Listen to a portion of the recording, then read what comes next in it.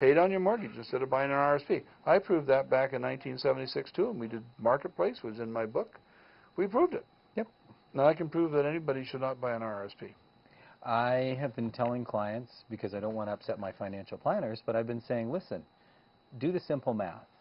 Imagine that you started out way back in your 20s putting money into your RSPs, and you're now getting to 65, 70 years old, and you have to start drawing that out. My age, 67.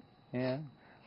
$1 million worth of RSPs, you draw that out, it's less than 10%, but if you average it at 10% per year, it's $100,000 you draw out in the first year.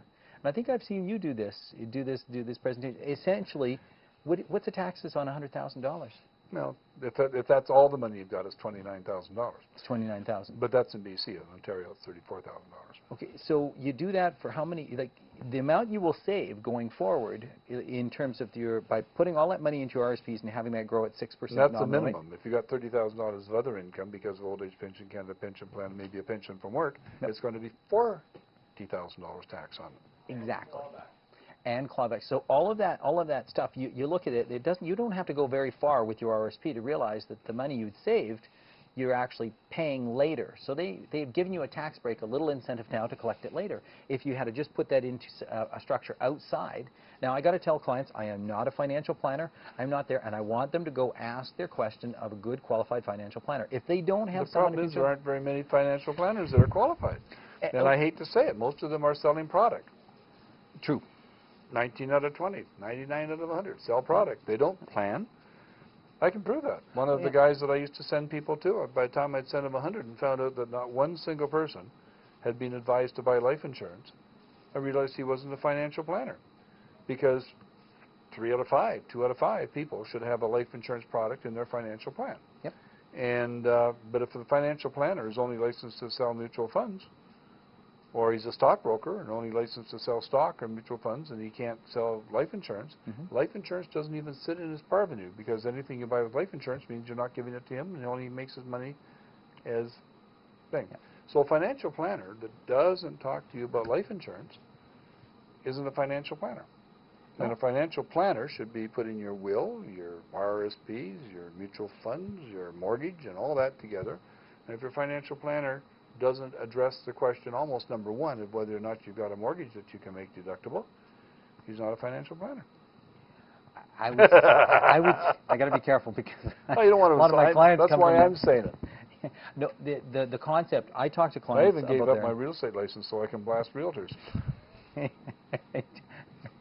That's the advantage. See, if I'm not a chartered accountant, not a CGA, not a lawyer, not a realtor, not a mutual fund list, not a life insurance, all these things just about I've been, right? Yep.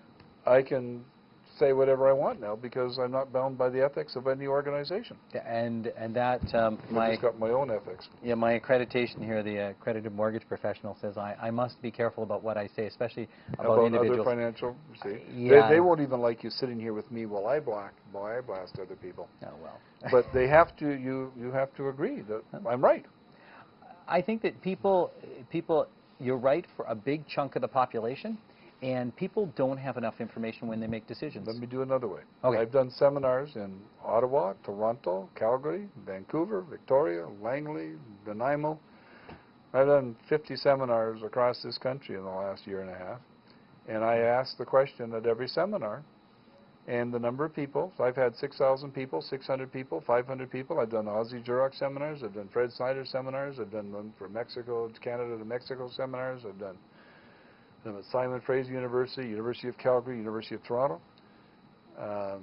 And I haven't had, in all those seminars, and at least 6,000 people that have sat through my seminars in the last year and a half, yeah, I haven't had more than 25 or 35 people put their hand up and tell me that the mortgage person that they went to talked to them about making their mortgage tax due. I'm so mad I can't even speak. I have not had more than 25 or 30 people put their hand up and say that their mortgage broker or their bank manager or their financial planner spoke to them about making their mortgage deductible. Well, we have Mortgage Architects has a and that's why I like it. Every time you phone me and ask me a question about this, I get this little goosebumps and I get a little smile.